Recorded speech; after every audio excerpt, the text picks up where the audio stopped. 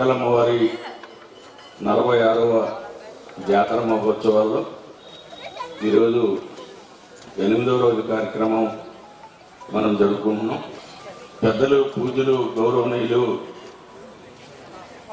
ఎంతో busy schedule ఉన్నప్పటికీ కూడా మాంకాలమ్మవారి ఆలయం అలాగే మా మీద ఉన్నటువంటి అభిమానంతో ఈరోజు గురువుగారు పెద్ద మనసుతోటి ఇక్కడికి రావడానికి అంగీకరించడం, భాగంగా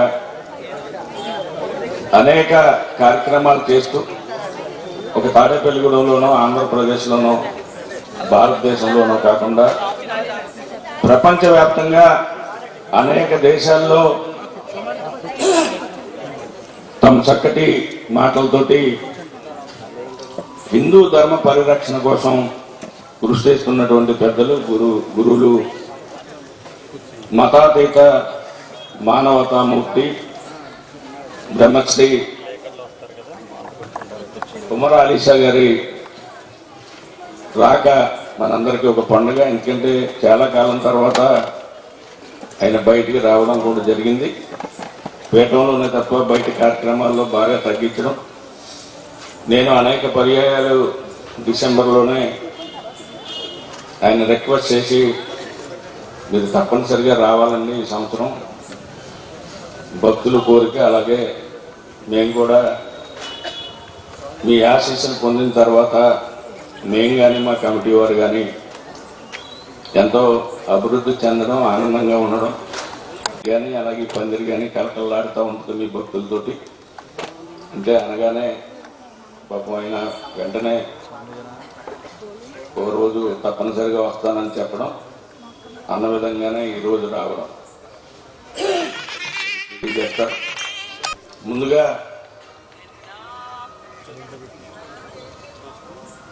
ముందుగా స్వామివారు జ్యోతి ప్రజ్వలన చేసిన తర్వాత మిగతా కార్యక్రమంలోకి వెళ్దాం. గురువు గారిని జ్యోతి ప్రజ్వలన చేయవలసిందిగా కోరుతున్నాం. సభాయ నమః. శతాబ్దాల చరిత్ర కలిగినటువంటి మతాతీత ఆధునిక మానవతా దేవాలయం శ్రీ విశ్వ విజ్ఞాన విద్య ఆధ్యాత్మిక పీఠం పిఠాపురాన్ని వేదికగా చేసుకుని తెలుగు రాష్ట్రాలే కాకుండా భారతదేశ వ్యాప్తంగా మరియు ప్రపంచవ్యాప్తంగా అనేక మంది శిష్య బృందంతో మానవ కళ్యాణం కోసం మన సనాతన ఈశ్వర సాంప్రదాయాన్ని ప్రపంచానికి అందిస్తున్నటువంటి మహోన్నత గురు పరంపర, అద్భుతమైనటువంటి జ్ఞాన సంపద కలిగినటువంటి పీఠం మన ఉమర్ అలీషా గురువు గారి యొక్క పీఠం. ఆ పీఠం దశ మార్గాన్ని చదువుగా అందుకోవడం అనేది చాలా గొప్ప విషయం. అది అందరి ద్రాక్షలు అంటారు. అది ఎవరన్నా అందుకున్నారంటే వాళ్ళ జన్మ చరితార్థమైనట్టే. చూస్తున్నాం మనం చాలా వాళ్ళ పట్ల వీళ్ళ పట్ల ఆధిక్యత భావం, ఈర్ష్య, అసూయ, అహంకారాలతో రగిలిపోతున్న సమాజంలో సమరసత, శాంతత, ప్రశాంతతని పొందే అద్భుతమైనటువంటి వరం ఈ పీఠంలో ఉంది. ఎవరన్నా కొత్త వాళ్ళు ఇక్కడ ఉంటే ఒకసారి పిఠాపురాన్ని దర్శించుకోండి. ఆ పుణ్యభూమిలో అడుగు పెడితే చాలు మీకు ప్రశాంతత ఆటోమేటిక్గా వచ్చేస్తుంది. స్వామి దయ వల్ల మీకు ఏదైనా మంత్రోపదేశం దొరకగలిగితే మీ జన్మ ధన్యమైనట్టే. ఇది నా అనుభూతి. నేను ఆల్రెడీ గత 30 సంవత్సరాలకు చేయమని అనేక బాధలు, కష్టం, నష్టం, బాధం, అనారోగ్యం, అశాంతి, అలజడి, ఈర్ష్య, అసూయ, ఇలా అనేక రకాల మానవ అడ్డంకుల్ని తొలగించడానికి స్వామి జ్యోతి వెలిగి మనకి చీకట్ల నుంచి వెలుగులోకి తీసుకెళ్ళడం కోసం ఈరోజు ఉపన్యాసం ఉపయోగపడుతుందని నేను మనస్ఫూర్తిగా నమ్ముతూ, ఎదరుదిరములో కెరటంబులు గలవు అజ్ఞానపు తెరలోన హరితో చెను చూడు జిజ్ఞాసన మబ్బున నెల చెన్నారెను నేడు సూక్తి కళామోచమ్ములు శోభిల్లుచునుండే సూక్తి కళామోచమ్ములు సోదానయనాబ్జములకు వరకు రవి ఉదయించినను మాధవుడే అగుపడు విను వీధులు వెలుగగాను మాధవుడే అగుపడు విను వీధులు వెలుగగాను అజ్ఞానపు తెరలోన హరితో చెను చూడు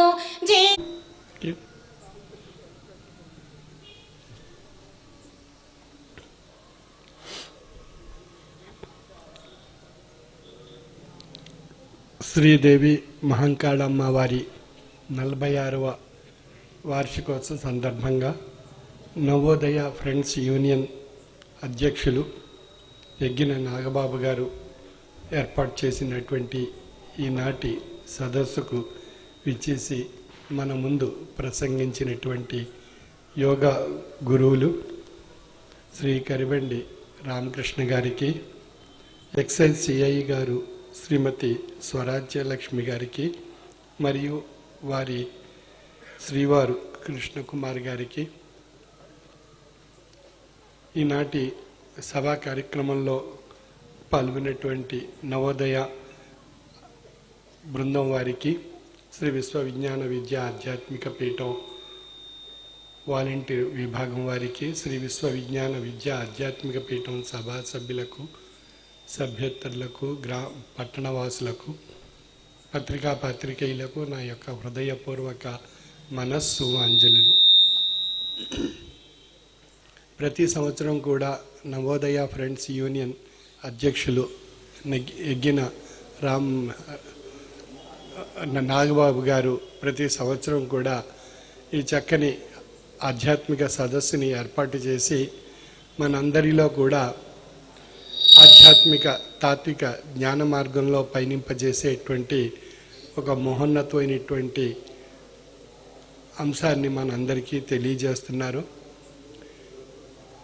ఈ కార్యక్రమాలు ఎంతో మహంకాళమ్మ వారి కార్యక్రమాలు ఎంతో దిగ్విజయంగా ప్రతి సంవత్సరం నిర్వహిస్తూ ఇప్పటి వరకు 46 సంవత్సరాలు ఎంతో నిర్విఘ్నంగా నిర్వహించగలిగారన్నట్లయితే దాని వెనుకున్నటువంటి శక్తి మహంకాళమ్మ వారి యొక్క అద్భుతమైనటువంటి అభౌతికమైనటువంటి శక్తి వారిపై ప్రసరింపజేసి ఈ కార్యక్రమాన్ని ముందుండి నడిపించడం జరుగుతుంది. మన దైనందిన జీవన విధానంలో మనందరికీ కూడా ఒక భగవత్ స్వరూపమైనటువంటి శక్తి మన నడిపిస్తుంది, మన దినచర్య మన జీవిత దిక్సూచిని నడిపిస్తుంది అనేటువంటి ఒక లక్ష్యంతో మనం మనుగడ సాగిస్తూ ఉంటాం. సాధారణంగా మనకు కష్టాలు, బాధలు, సమస్యలు, తాపత్రయాలు ఇత్యాది విషయాలు ఎన్నో ఏర్పడుతుంటాయి. కష్టాలు, దుఃఖాలు, బాధలు, సమస్యలు ఇవన్నీ కలిసి ఉన్నటువంటిదే జీవితము అని చెప్పబడుతుంది. సాధారణంగా మనం అనుకుంటాం నాకే కష్టాలున్నాయి, నాకే బాధలున్నాయి, నాకే సమస్యలు ఉన్నాయి అని ఎవరికి వారు భావిస్తూ ఉంటారు.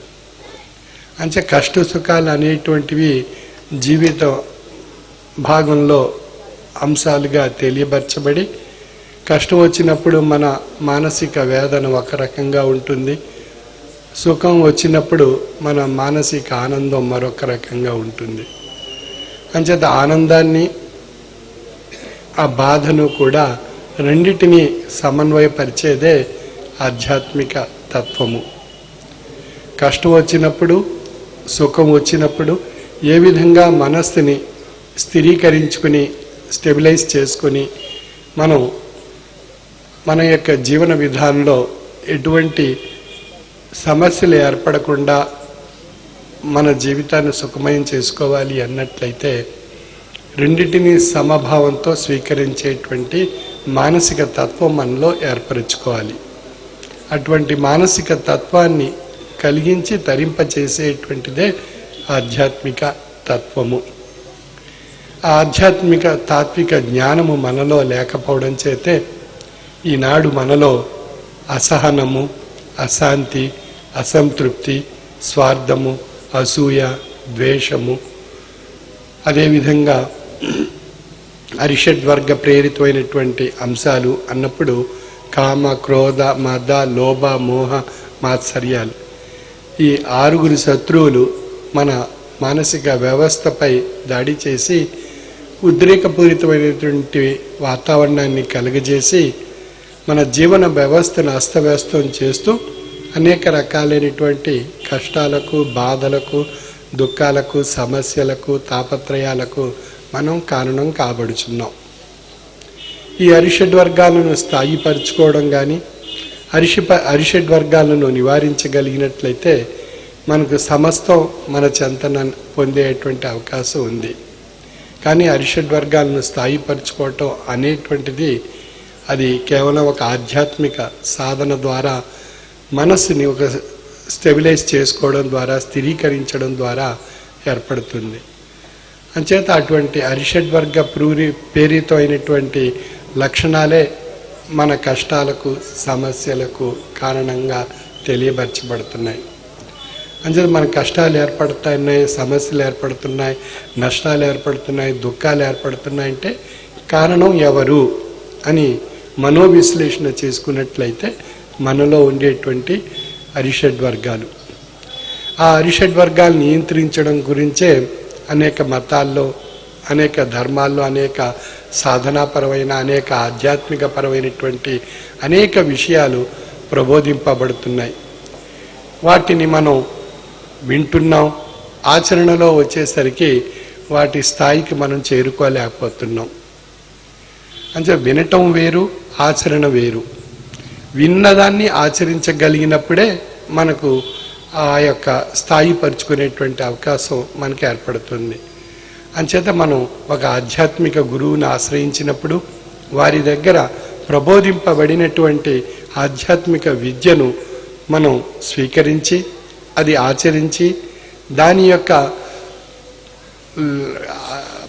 ప్రలోభాలు, వాటి యొక్క ప్రభావితమైనటువంటి శక్తులు ఏ విధంగా తన మనస్సుని స్థాయిపరుస్తున్నాయి అనేటువంటి విశ్లేషణ చేసుకోగలిగినట్లయితే తనకు ఆ యొక్క ఆధ్యాత్మిక విద్య యొక్క అంచె విలువలు తెలియబడినప్పుడు, అది అనుభవ రూపంలో గ్రహించినప్పుడు తన గురువు తనకు ఎటువంటి శక్తి తనకు ప్రసాదించారు అనేటువంటి విషయం అవగాహన అనుభవ రూపంలో కాబడుతుంది. ఆ విధమైనటువంటి అనుభూతి ఈ పీఠంలో ఉండేటువంటి సభ్యులు ఆధ్యాత్మిక విద్య ద్వారా పొంది అనుభవ రూపంలో తరింప చేసుకోవటం అనేటువంటి విషయం తెలియపరచబడుతుంది. అంచేత ఈ పీఠంలో ఉండేటువంటి సభ్యులకు సద్గురువర్యుల యొక్క ఆశ్రయంలో ఒక అద్భుతమైనటువంటి సాధన ప్రసాదింపబడింది. ఆ సాధన ఏది అన్నప్పుడు త్రయీ సాధన. త్రయీ అన్నప్పుడు మూడు సాధనల యొక్క కలయిక త్రయీ సాధన. ఆ త్రయీ సాధన మనం ఆచరించగలిగినట్లయితే మనలో ఎన్నో మార్పులు ఏర్పడతాయి, జీవితంలో మార్పులు ఎన్నో వస్తాయి. మన జీవన వ్యవస్థ త్రయీ సాధనకు పూర్వం ఉన్నటువంటి వ్యవస్థ త్రయీ సాధన ఆచరించి తద్వారా వచ్చేటువంటి ఫలితాల యొక్క అనుభూతి మన యొక్క జీవన వ్యవస్థపై ఎటువంటి ప్రభావాన్ని కలిగించి అనుభవ రూపంలో తెలియబరచబడుతుందో త్రయీ సాధన యొక్క విశిష్టత మనం గ్రహించవచ్చు. త్రయీ సాధన అన్నప్పుడు మంత్ర సాధన, జ్ఞాన సాధన, ధ్యాన సాధన, 3 సాధనలు. ఎందుకు 3 సాధనలు అని విశ్లేషించుకున్నట్లయితే మానవ రూపం 3 తత్వాలతో నిండి ఉన్నది. ఆ 3 తత్వాలు ఏది అన్నప్పుడు శారీరక తత్వము, మానసిక తత్వము, ఆత్మతత్వము. ఈ 3 తత్వాల యొక్క కలయికే మానవ రూపము.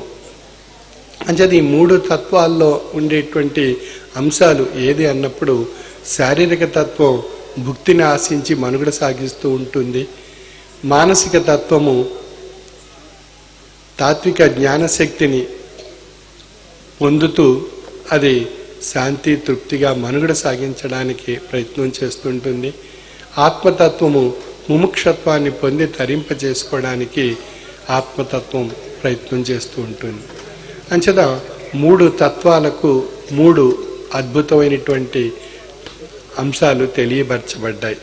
అంటే శారీరక తత్వానికి భుక్తి, మానసిక తత్వానికి తృప్తి, ఆత్మతత్వానికి ముక్తి. ఈ 3టికి 3 సాధనలు ఏది అన్నప్పుడు శారీరక తత్వానికి మంత్ర సాధన, మానసిక తత్వానికి జ్ఞాన సాధన, ఆత్మతత్వానికి ధ్యాన సాధన. అంచేత ఈ 3 సాధనలు 3 తత్వాలకు భుక్తి, తృప్తి, ముక్తి అనేటువంటి 3 మహాప్రసాదాలు ప్రసాదింపబడి అది మానవ జీవన వ్యవస్థను ఒక చక్కని మహోన్నతమైనటువంటి స్థితిని పొంది తరింపజేసుకునేటువంటి అనుభూతి త్రయీ సాధన ద్వారా పొందగలుగుతున్నాం. అటువంటి త్రయీ సాధన గురించి ప్రతిరోజు కొంత సమయాన్ని మనం వెచ్చించగలిగినట్లయితే మనకు ఒక అద్భుతమైనటువంటి శక్తి మనలో ఏర్పడుతుంది. ఆ అద్భుతమైనటువంటి శక్తిని మన వైద్య పరిభాషలో విశ్లేషించుకున్నట్లయితే దాన్ని ఇమ్యూనిటీ అంటే వ్యాధి నిరోధక శక్తి అని వైద్య పరిభాషలో విశ్లేషించుకోవచ్చు. శరీర తత్వాన్ని, మానసిక తత్వాన్ని, ప్రకృతి, ఈ ప్రకృతిలో ముఖ్యమైనటువంటి స్థానం ఎవరిది అన్నప్పుడు వృక్షాలు, మొక్కలు. వృక్షో రక్షతి రక్షిత అని చెప్పబడుతుంది. వృక్షాన్ని మనం రక్షించగలిగినట్లయితే ఆ వృక్షాలు మనల్ని రక్షిస్తాయి.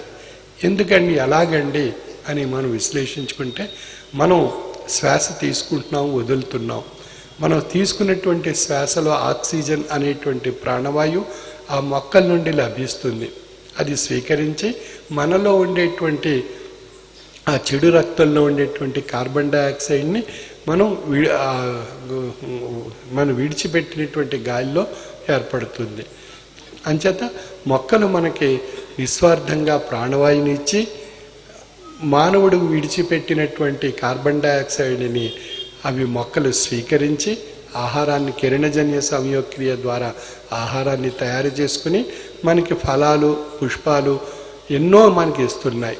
అంటే మొక్క ఎంత నిస్వార్థంగా పనిచేస్తుందో చూడండి. మనకి ప్రాణవాయువు ఇస్తుంది, ఫలాలు, పుష్పాలు, నీడ, వాతావరణం ఇవన్నీ సమకూరుస్తున్నాయి.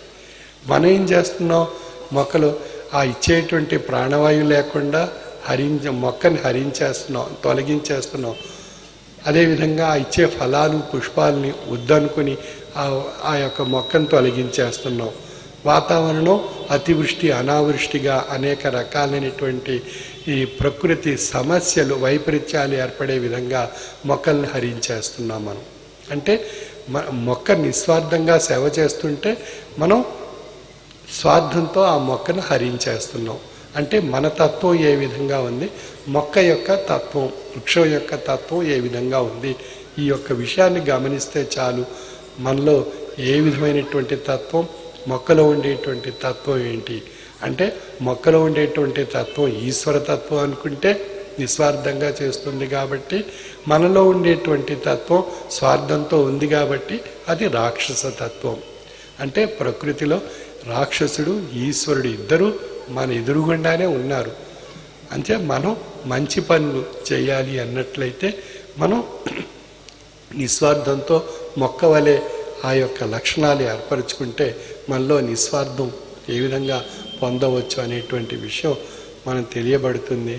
ఆ నిస్వార్థ స్వరూపమైనటువంటి లక్షణాలు ఏ విధంగా ఉంటాయి అనేటువంటి విశ్లేషణ చేసుకుంటే అది మానవత్వం అనేటువంటి స్వరూపంగా తెలియబడుతుంది. కాబట్టి మానవుడు మానవతత్వంగా ఉన్నట్లయితేనే మానవుడు అని చెప్పబడుతున్నాడు. మానవుడు మానవతత్వాన్ని కోల్పోయినట్లయితే వాడు రాక్షసుడు అని చెప్పబడుతున్నాడు. అంచేత మనం రాక్షసులవా మానవులవా అనేటువంటి విశ్లేషణ మనగా మన మనస్సుని మనమే ప్రశ్నించుకుంటే మనకే తెలియబడుతుంది మనలో ఎవరున్నారు అనేటువంటి విశ్లేషణ. కాబట్టి ఈ యొక్క విషయాన్ని విశ్లేషింపజేసి తెలియజేసేటువంటిదే ఆధ్యాత్మిక తత్వము. కనుక ఈ యొక్క ఆధ్యాత్మిక తాత్విక ప్రయాణంలో మనం మన ప్రకృతి రూపంగా ఉండేటువంటి భగవంతుడిని మనం పొంది తరింప చేసుకోవడానికి ప్రతి సంవత్సరం 3 మొక్కలు ప్రతి ఒక్కరూ కుటుంబంలో నాటగలిగినట్లయితే ఆ భగవంతుడు 3 మొక్కల రూపంలో గురు బ్రహ్మ, గురు విష్ణు, గురుదేవో మహేశ్వర, గురు సాక్షాత్ పరబ్రహ్మ, తస్మై శ్రీ సద్గురువే నమః. సద్గురువే నమః అంటే ఆ గురువు బ్రహ్మ విష్ణు మహేశ్వర స్వరూపంగా 3 మొక్కల రూపంలో మన ఇంట్లో ఎప్పుడూ కూడా మనకు గొప్ప ఆశీస్సుని అభౌతికంగా ప్రసాదిస్తూ ఉంటారు. అటువంటి ఆ భగవత్ స్వరూపమైనటువంటి 3 మొక్కలు నాటడం ద్వారా నిస్వార్థమైనటువంటి ఆ సేవా తత్పరతా భావం మనకు అలవర్చుకునే అవకాశం కలుగుతుంది. అదేవిధంగా దానం అనేటువంటి విషయం సేవా స్వరూపమైనటువంటి విషయం అంటే మొక్కలు ఫలాలు పుష్పాలు మనకి ఇచ్చేటువంటి విషయం ఒక సేవగా భావించగలిగినట్లయితే ఆ సేవ ఎలా చేయాలి అనేటువంటి విషయం కూడా ఆ మొక్క ద్వారా మనం గ్రహించవచ్చు. ఆ విధంగా మన జీవన వ్యవస్థలో భగవంతుడు ఇచ్చినటువంటి కొద్ది మొత్తంలో మనం తింటూ కొద్ది మొత్తం మన భౌతిక జీవరాశికి మనం కూడా సేవ రూపంగా అందచేయగలిగినట్లయితే ఆ భగవత్ సేవ చేసినట్లు అవుతుంది. అందుచేతే మానవ సేవే మాధవ సేవ అని మనం విశ్లేషించుకుంటూ ఉంటారు. అంటే అటువంటి భగవంతుని యొక్క సేవను మనం చేసుకుంటూ ఆధ్యాత్మిక విధానంలో ప్రయాణం సాగిస్తూ మన కుటుంబంలో ఆధ్యాత్మిక వాతావరణాన్ని సృష్టించుకుంటూ మన యొక్క జీవన వ్యవస్థలో ఉద్రేకాలను నివారింప చేయడానికి అరిషడ్వర్గాలను స్థాయిపరచుకోవడానికి ఒక స్థూలం సూక్ష్మమైనటువంటి సులభమైనటువంటి మూలమైనటువంటి మార్గము ఆధ్యాత్మిక జ్ఞానము. ఆధ్యాత్మిక తాత్విక జ్ఞానము. ఆధ్యాత్మిక తాత్విక జ్ఞానమును ప్రతిరోజు కొంత సమయం మనం జ్ఞాన సాధన రూపంలో పొంది ధరింపజేసుకోవడం ద్వారా మనలో జ్ఞాన చైతన్య శక్తి ఏర్పడి ఆ ఆధ్యాత్మిక శక్తి మన జీవన వ్యవస్థకు ఒక దిక్సూచిగా ఏర్పరచుకుని మనం ఒక చక్కని జీవిత నౌకను మనం ప్రయాణం సాగించి ఇహము అనేటువంటి ఒడ్డు నుండి పరము అనేటువంటి ఒడ్డుకి మనం చేరుకునే అవకాశం కలుగుతుంది. అటువంటి స్థాయిని పొంది తరింప చేసుకోవడానికి ప్రతి సంవత్సరం సద్గురువర్యుల్ని ఈ పవిత్రమైనటువంటి శ్రీదేవి మహంకాళమ్మ వారి యొక్క ఉత్సవాల సందర్భంగా ప్రతి సంవత్సరం ఆహ్వానిస్తూ ఆధ్యాత్మిక ప్రబోధ సందేశాన్ని వారి చేత మనకి ఆ యొక్క విశ్లేషణ చేస్తూ ఆ యొక్క సందేశాన్ని ఇవ్వటం ద్వారా మనలో ఎంతో కొంత ఆధ్యాత్మిక చైతన్యత ఏర్పరచడానికి నాగబాబు గారు ఎంతో ఇతోధికమైనటువంటి కృషి చేస్తున్నందుకు వారికి నా యొక్క ప్రత్యేక ధన్యవాదాలు తెలియజేసుకుంటూ భగవంతుని యొక్క కృప వారిపై ప్రసరింపజేసి వారు ఆధ్యాత్మికపరమైనటువంటి ఎన్నో కార్యక్రమాలు ఈ సమాజానికి శ్రీ మహాకాళమ్మ వారి ఆశీస్సులతో వారి యొక్క నవోదయ ఫ్రెండ్స్ యూనియన్ ద్వారా ఈ సమాజంలో విస్తరింప చేయాలని కోరుకుంటూ సర్వే జన సుఖినో భవంతు.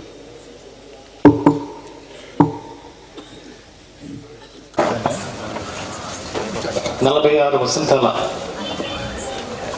విజయ వేడుకల్లో భాగంగా అందరినీ కూడా ఆధ్యాత్మిక ప్రీతం చేస్తూ మరి ఈరోజు నాగబాబు గారు సద్గురువర్యులైనటువంటి శ్రీ విశ్వవిజ్ఞాన విద్యా ఆధ్యాత్మిక పీఠ అధిపతి అయినటువంటి మనందరికీ జ్ఞాన గని వారి యొక్క మాటల్లో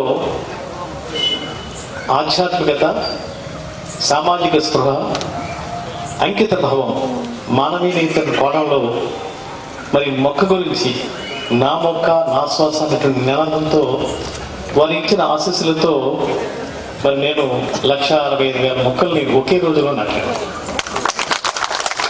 మరి ఈరోజు నవోదయ ఫ్రెండ్స్ ఆధ్వర్యంలో మరి నాగబాబు గారి నాయకత్వంలో ఎందుకంటే నేను కూడా ఈ వార్డులో ఒక వాటర్ని ఈ వార్డులో మనిషిని ఎందుకంటే సోదరుడు రోజు రావాలని కూడా రాలేకపోయి ఇవాళ మరి గురువర్యులు ఉమ్మరాలిషిగా విచ్చలకి తప్పనిసరిగా వెళ్ళాలని రావటం మరి ఈ కార్యక్రమంకి మరి పాల్గొన్న అధ్యక్షులు మన నాయకులు సోదరుడు నాగబాబు గారు కానీ గట్టి మాణిక్యాల గారు అలాగే మరి ఎక్సైజ్ ఇన్స్పెక్టర్ మేడం సోదరుమని అలాగే వేదిక మీద పెద్దలకి మరి వార్డు మరి చుట్టుపక్కల వార్డు వచ్చిన చెల్లెలు అక్కడ ఉన్నారు తమ్ముళ్ళందరికీ కూడా ఉదయపూర్వక నమస్కారం. ఎందుకంటే గురువర్యులు ఎంతో చక్కటి ఉపన్యాసం. ఎందుకంటే మనకి సింపుల్గా అర్థం అవ్వాలంటే ప్రతి మానవుడు చేయవలసిన కార్యక్రమం ఏంటి, వారు ఏ రకంగా మంచితనంతో మానవత్వాన్ని మేల్కొని ఎందుకంటే ఇప్పుడు ఉండే కొద్ది రోజులు ఎలా ఉన్నాయి మీ అందరికీ తెలుసు. ద్రాక్ష రాగాలతో ముఖ్యంగా మనందరం కూడా మరి ఆయన చెప్పినట్టు రోజుకు ఒక గంట యోగాభ్యాసం చేసిన రోజున మన అన్ని రకాల మరి ఈ రాగదర్శాలు కానీ టెన్షన్లు కానీ తగ్గించుకుని ఆ భగవత్ తత్వం ఆయన ఏదో చెప్పాడు ఈరోజు భగవత్ తత్వాన్ని మనం అర్థం చేసుకోవడం మానవత్వం. అది ఇంకోటి చెప్పారు, మాధవ సేవే మానవ సేవ, మానవ సేవే మానవ సేవ. భగవంతుడు నేర్పింది అది మనకు. అందుకు ఇవన్నీ కూడా సింపుల్గా మీ అందరికీ అర్థమయ్యే విధంగా ఎంతో చక్కగా ఉపన్యాసించిన వారికి నేను ఉదయపూర్వ నమస్కారాలు. ఎందుకంటే ముందుగా ప్రతి వ్యక్తికి ఆయన ఒక ఆజ్ఞ ఇచ్చారు. అది ఇక్కడ ఉన్న భక్తి జనం కానీ ఆయన భక్తులు కానీ గ్రామ ప్రజలకు వాటి పట్టణ ప్రజలు కానీ సోదరి మనందరూ కూడా 3 మొక్కలు నాటడం చాలా గొప్ప సందేశం. ఎందుకంటే ఆ మొక్కలతోటే భవిష్యత్తు ఉంది.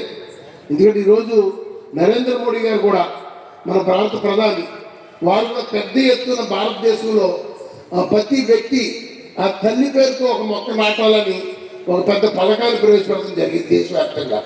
ఇలా కోట్లాది మొక్కలు ప్రజలు పాత్రమే కాదు, మనం వేసిన మొక్కను బతికించే బాధ్యత కూడా మనదే.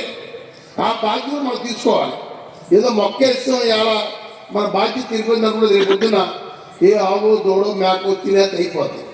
అలా కాకుండా అది పెరిగి పెద్దదయ్యి వృక్షం అయిన దాన్ని కూడా పాతిన వాళ్ళు ఎవరైతే చేసో వాళ్ళు దాన్ని కొద్దిగా శ్రద్ధ వహిస్తే మరి బ్రహ్మాండంగా ఈ యొక్క ఆక్సిజన్ స్వచ్ఛమైన గాలి మనకు అందడమే కాకుండా మన జీవిత తత్వం ఎంతో చక్కగా గురుజీ చెప్పారు. కాబట్టి వారు చెప్పిన మాటలు అందరూ ఆచరణలో పెట్టుకుంటే మన జీవనశైలి మారుతుంది.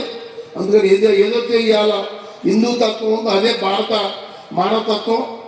మరి ప్రతి వ్యక్తి కూడా మరి మానవ సేవను ఆలోచించి గురుగారు చెప్పిన ఎదురుకెళ్ళాలని కోరుకుంటూ ఈ యొక్క మరి కార్యక్రమం నాగబాబు గారు మరి ఎందుకంటే 46 సంవత్సరాలు ఈ దేవి మహాకాలమ్మ జాతర 46వ వార్షికోత్సవ మహోత్సవం సందర్భంగా హాజరైనటువంటి గురువు గారికి, అదేవిధంగా ఈ కార్యక్రమాన్ని నిర్వహిస్తున్న నాగబాబు గారికి, గట్టి మాణిక్యాలరావు గారికి, అదేవిధంగా ఏటుకోట తాతాజీ గారికి, మరియు వేదికను అలంకరించిన పెద్దలందరికీ, ఈ కార్యక్రమానికి హాజరైనటువంటి విశేష జనానికి కూడా నా నమస్కారం తెలియజేసుకుంటూ, యాక్చువల్గా నిన్న చెప్పినప్పుడు నేను అమ్మవారిని దర్శించుకుందామని అనుకున్నాను, కానీ గురువు గారిని దర్శించుకునే భాగ్యం ఈరోజు కలుగుతుందని నేను నిజంగా థ్యాంక్స్ చెప్పుకుంటున్నాను నాగబాబు గారికి.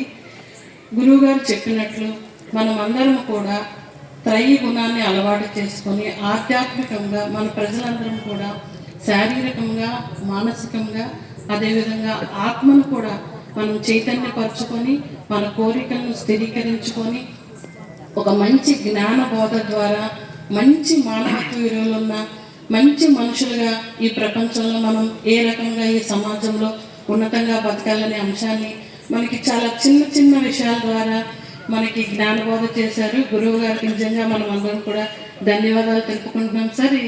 ఈరోజు మీ వినడం వల్ల అందరం ఇంకొకసారి జ్ఞప్తికి చేసుకుంటూ మేమందరం కూడా కష్టాన్ని, సుఖాన్ని ఒకే విధంగా మనము తీసుకొని ప్రతి మనిషికి ఉన్న బాధల్ని మనం మర్చిపోయి అలాగే కోపాన్ని జయించుకొని మనుషులందరం కూడా మంచి ఉన్నత విలువలను కలిగి ఈ సమాజంలో మంచి పౌరులుగా తీర్చిదిద్దుకో అని ఆశిస్తూ, అదేవిధంగా ప్రతి ఒక్క కుటుంబం నుంచి ప్రతి ఒక్క వ్యక్తి కూడా 3 మొక్కలు, ఈ ప్రకృతే మన భగవత్ స్వరూపం అని చెప్పారు గురువు గారు. మనం అందరం కూడా ఆ మాటను ఆచరణీయ సాధ్యంగా చేసుకొని ఈ రోజు నుంచే మన మొక్కలను కూడా మన మనసులోనే ప్రతిజ్ఞ చేసుకొని మనం కుటుంబంలో ప్రతి ఒక్కరం కూడా 3 మొక్కల్ని నాటుదామని ఈ క్షణం నుంచే మనం గురువు గారికి మాట ఇద్దాము. మాట ఇచ్చినట్టు కాదు, ప్రతి ఒక్కరం కూడా ఆచరిస్తాం సార్. ఖచ్చితంగా మేమందరం కూడా ఈ కార్యక్రమాన్ని ప్రజల్లో కూడా తీసుకెళ్తాము. మేము అనేక స్కూల్స్, కాలేజెస్, అవేర్నెస్ క్యాంప్స్ కూడా నిర్వహిస్తుంటాము మా శాఖ ద్వారా. మేము కూడా తమరి జ్ఞానబోధని మేము కూడా ప్రజల్లోకి తీసుకెళ్తాం సార్. అదేవిధంగా అందరం కూడా గురువు గారి జ్ఞానబోధల్ని మన దైనందిక జీవితంలో యోగ సాధన ద్వారా మన మనసును స్థిరీకరించుకొని మంచి భవిష్యత్తులో ఉజ్వలమైన భవిష్యత్తుని మంచి మానవులుగా మనం ఈ సమాజానికి మంచి కార్యక్రమాలు చేసి అందరూ మంచి పేరు తెచ్చుకుంటారని ఆశిస్తూ ఈ కార్యక్రమాన్ని నన్ను ఇన్వైట్ చేసినందుకు నాగబాబు గారికి మరొకసారి ధన్యవాదాలు తెలియజేసుకుంటూ థ్యాంక్ యూ అనండి. శ్రీదేవి మాంకాళమ్మ ఉత్సవాల సందర్భంగా ఉమర ఆలీషా పీఠాధిపతి గురువు గారు ఇచ్చేసినందుకు వారికి ఈ మాంకాళమ్మ కమిటీ తరపున ఆయనకి కృతజ్ఞతలు తెలియజేస్తూ పిఠాపురం వ్యవస్థాపకులు వాళ్ళ తాతయ్య గారి నుంచి ఈ పిఠాపురం స్థాపించబడింది. గురువర్యులు వాళ్ళ తండ్రి గారికి మా నాన్నగారు కూడా శిష్యులుగా ఉండి ఈ కార్యక్రమానికి పూర్వం రోజుల్లో మా నాన్నగారు కూడా ఈ సేవా కార్యక్రమాలు బాగా చేసేవారు. అప్పుడు ఈ గురువు గారు వచ్చిన తర్వాత ఈ సేవా కార్యక్రమమే కాకుండా ఆయన గ్రామాల్లో చాలా మంది సభ్యులు ఉన్నారు. వారందరికీ ఆయన దర్శనమిస్తూ ఈ మాంకాళమ్మ ఉత్సవాల్లో ఇక్కడ పాల్గొంటూ బోధన చేస్తాకి ఇచ్చేసినందుకు ఆయనకి కృతజ్ఞతలు తెలియజేయటూ ఈ కమిటీ తరపున కృతజ్ఞతలు తెలియజేస్తున్నాం. పేరుతో కొన్ని లక్షల మొక్కల్ని రాష్ట్ర వ్యాప్తంగా నాటించడం, వాటిని కేవలం ఏదో ఫోటోల కోసం నాటడం కాకుండా వాటిని ఎవరో వాళ్ళకి అప్పచెప్పి బాధ్యతగా వాటిని పెంచి పెద్ద చేసిన తర్వాత ఒక ప్రకృతిలో మంచి మార్పు రావాలనే సదుద్దేశం. అలాగే విద్యాపరంగా కానీ, అలాగే ప్రభుత్వం అనేక కార్యక్రమాలు చేపడితే ప్రతి కార్యక్రమాన్ని కూడా త్రికరణ శుద్ధితోటి ఆయన ఒక గొప్ప ప్రాజెక్ట్. అలాగే ప్రభుత్వం ఈ రోజున ఏదో తెల్లకాట్ల మీద ఆపరేషన్లను ఇంకోటి చేస్తుంటే, ఎప్పుడో ఆయన ఒక బ్రహ్మాండమైన హాస్పిటల్ నిర్మాణం చేసి అందులో గుండె ఆపరేషన్లన్నీ కూడా ఉచితంగా చేయడం. అలాగే ఆయన శిష్యులు ఐఏఎస్లు ఐపీఎస్లు, ఇప్పుడు ఈయన కూడా ఎంతోమంది విద్యార్థికులు, ప్రభుత్వ ఉద్యోగులు ఎంతోమంది గోదావరి పుష్కరాలు వచ్చినాయి అంటే, కృష్ణా పుష్కరాలు వచ్చినాయి అంటే ఈ వాలంటీర్ల సేవ చాలా అద్భుతం. అలాగే ఎక్కడైనా ప్రకృతి వైపరీత్యాలు సంభవించినప్పుడు కానీ ఏదైనా, అంటే నేను అనేది కేవలం భగవంతుడి మాటలు చెప్పి మనం ఎలా ఉండాలో చెప్పడంతో పాటు సామాజిక సేవా కార్యక్రమాలు నిర్వహించడం అనేది చాలా గొప్ప దినం. అది ఒక విశ్వవిజ్ఞాన విద్య ఆధ్యాత్మిక పీఠానికే చెల్లింది. అటువంటి గొప్ప కార్యక్రమం ఆ పీఠం తరఫున ఆయన ఆదేశించిన వెంటనే ఆయనకి సంబంధించిన శిష్యులు ఎక్కడున్నా, ఏ స్థాయిలో ఉన్నా, ఒక సామాన్యుల్లాగా నేను చాలాసార్లు చూశాను.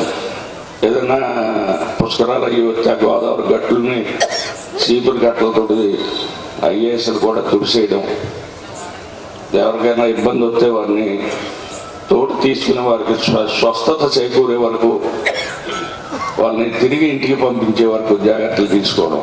అలాగే అనేక చోట్ల అన్నదాన కార్యక్రమాలు కానీ, ఇప్పుడు చెప్పేటటువంటి వ్యక్తిగత విషయాలు మనం ప్రతిరోజు వ్యాయామం కానీ, అలాగే భగవంతుని రోజు ఒక 20 నిమిషాలు 40 నిమిషాలు మనం ధ్యానించుకోవడం. ఆ ధ్యానం ద్వారా మనలో జ్ఞానం పెంపొందించడమే కాకుండా శారీరక ఆరోగ్య రహస్యాలు కూడా ఆయన చెప్పే దాంట్లో ఉన్నాయి. అటువంటి గొప్ప మాటల్ని మనం వినడానికి కూడా చాలా అదృష్టం ఉండాలి. అది మన అదృష్టం. కొబ్బరి తోటలో మంగళమ్మ గుడి వద్ద చాలాసార్లు ఆయన రావడం, మేము ఎప్పుడు కోరినా కానీ పెద్ద మనసుతోటి అంగీకరించి ఇక్కడికి రావడం. భక్తులందరినీ కూడా నేను కోరుకునేది ఇందాక ఆయన మాటల్లో కూడా చెప్పడం జరిగింది. ఏదో పుస్తకాలు చదువుకోవడం, ఆయన చెప్పినప్పుడు వినేసి మళ్ళీ ఇంటికి వెళ్ళాక మనం ఎవరి పని వాళ్ళు చేసుకోవడం కాకుండా, సాటి మనిషికి సాయపడే విధంగా ఈ సమాజంలో ఒక మంచి వ్యక్తిగా మనం పరిపూర్ణ మనిషిగా రూపుదిద్దడానికి నిజ జీవితంలో కూడా దాన్ని అమలుపరచాలని, స్వార్థరహితంగా నిస్వార్థ సేవలతోటి, అలాగే నీవు ఎలా అయితే బాగుండాలని కోరుకుంటావో నీ ఎదుటివాడు కూడా అలాగే ఉండాలని కోరుకునేటటువంటి ఒక మనస్తత్వం మనలో రావాలి. అదే ఆయన చెప్పేదాని అర్థం. సాటి మనిషికి సాయపడేటటువంటి భావం కానీ, మనం ఎలా ఉండాలని కోరుకుంటున్నామో అలాగే ఎదుటివారు కూడా ఆనందంగా తృప్తిగా వారు కూడా బాగుండాలో కోరుకునేటటువంటి ఒక విశాలమైనటువంటి హృదయం, ఒక మంచి మనసు ఇటువంటి మహానుభావుల ఉపన్యాసాల వల్ల వస్తుంది. ఈ రోజున ప్రస్తుత సమాజంలో ఇటువంటి మహానుభావుల మాటలు విని ఆచరించవలసినటువంటి అవసరం ఎంతో ఉంది. ఎంచేతంటే సమాజ పరిస్థితులు రోజు రోజుకి దిగజారిపోతున్నటువంటి పరిస్థితుల్లో విలువలు లేని సమాజంలో బతుకుతున్నటువంటి మనం కానీ మన పిల్లలు కానీ మన మనవలు కానీ భావి తరాల భవిష్యత్తు కోసం ఆయన మాటలను తూచా తప్పకుండా మీరు నిజ జీవితంలో అమలుపరచాలని, అప్పుడే ఆయనకి మనం సరైన గౌరవం ఇచ్చినట్టని చెప్పి నేను మీ అందరినీ మనస్ఫూర్తిగా కోరుకుంటూ, ఎంత బిజీ షెడ్యూల్లో ఈరోజు ఎన్నో కార్యక్రమాల్లో పాల్గొన్నారు, అయినప్పటికీ కూడా మాట ఇచ్చారు కాబట్టి తప్పనిసరిగా ఈ కార్యక్రమానికి వచ్చి ఒక గొప్ప సందేశాన్ని, ఒక మంచి మాటల్ని మనకి అందించి ఇంత చక్కగా మనందరినీ ఆధ్యాత్మిక భావం వైపు నడిపించే విధంగా ఆయన చేసినటువంటి ఉపన్యాసానికి మరొకసారి మహంకాళమ్మ వారి ఆలయ కమిటీ తరపున ధన్యవాదాలు తెలియజేస్తూ, ఏదైతే ఒక సాంప్రదాయం ఉందో ఆయన కార్యక్రమంలో ఇప్పుడు వెంటనే మంగళహారతిలో హారతి ఇవ్వడం అనేది ఆయన కార్యక్రమంలో అది చివరి భాగం. దాని తర్వాత అందరికీ కూడా ఆయన ఆశీస్సులు అందించే విధంగా చక్కని ఏర్పాటు చేశాం.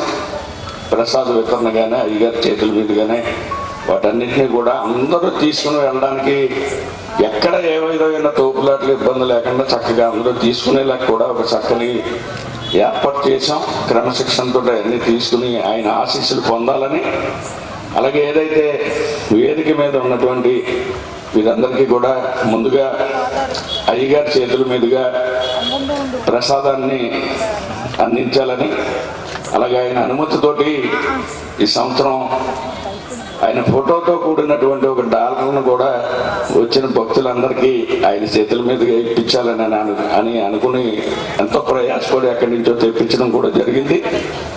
అవి అందరికీ కూడా అందుతాయి కాబట్టి దయచేసి అందరూ క్రమశిక్షణతో చక్కగా అవన్నీ కూడా స్వీకరించాలని కోరుతూ, ముందుగా జయ జయ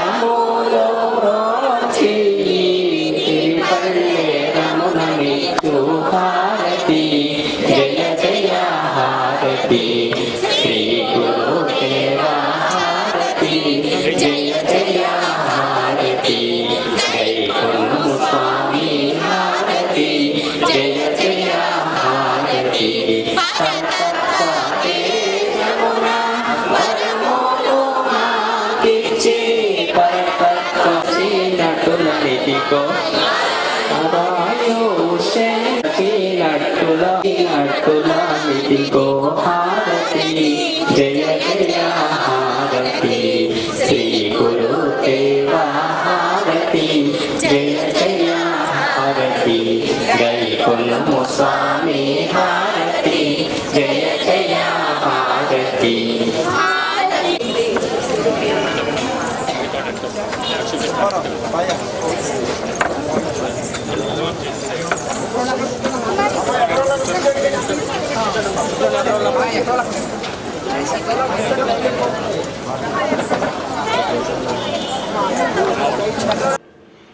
మానవత్వమే మతము, మానవత్వమే ఈశ్వరత్వము అనే అనుభవపూర్వకమైన తాత్విక జ్ఞానాన్ని జాతి, కుల, మత, స్త్రీ, పురుష, ధనిక, పేద అనే వ్యత్యాసం లేకుండా సర్వమత సమ్మతమైన ఆధ్యాత్మిక తత్వాన్ని మానవాళికి ప్రసాదించి మానవత్వపు విలువలతో మనుగడ సాగించగలిగినప్పుడే మానవుడు అని తెలియబడుతున్నాడు.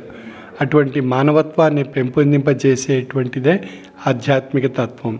ఆ ఆధ్యాత్మిక తత్వాన్ని మన దైనందిన జీవన విధానంలో ఆచరించగలిగినట్లయితే ఎన్నో సత్ఫలితాలు మన జీవిత ఆశయాలను నెరవేర్చుకోవడానికి ఉపయోగపడతాయి. కష్ట నష్టాలు, దుఃఖాలు, సమస్యలు, బాధలు, తాపత్రయాలు ఇత్యాది విషయాలు ఎన్నో మన అందరికీ ఉంటాయి. జీవరాశి అన్నిటికీ కూడా ఉన్నాయి. మనం భావిస్తుంటాం నాకే కష్టాలు, నాకే బాధలు, నాకే సమస్యలు ఉన్నాయని. ఆ బాధల చుట్టూ, ఆ తాపత్రయాల చుట్టూ, ఆ కష్టాల చుట్టూ మన మనసు తిరుగుతూ ఉంటుంది. అటువంటి మనస్సుని ఒక స్థాయి పరిచి ఆధ్యాత్మిక భావన మనసులో కలిగించగలిగినట్లయితే ఆ మనసు ఆధ్యాత్మిక భావనతో ఆ కష్ట నష్టాలను, దుఃఖాలను, బాధలను నివారించుకునేటువంటి మార్గం ఆధ్యాత్మిక భావన ద్వారా ఏర్పడుతుంది.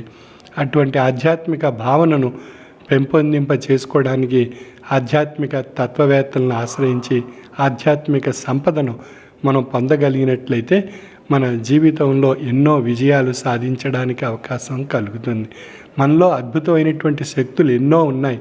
ఆ శక్తులను వెలికి తీయగలిగేటువంటి అద్భుతమైనటువంటి శక్తి జ్ఞానశక్తి.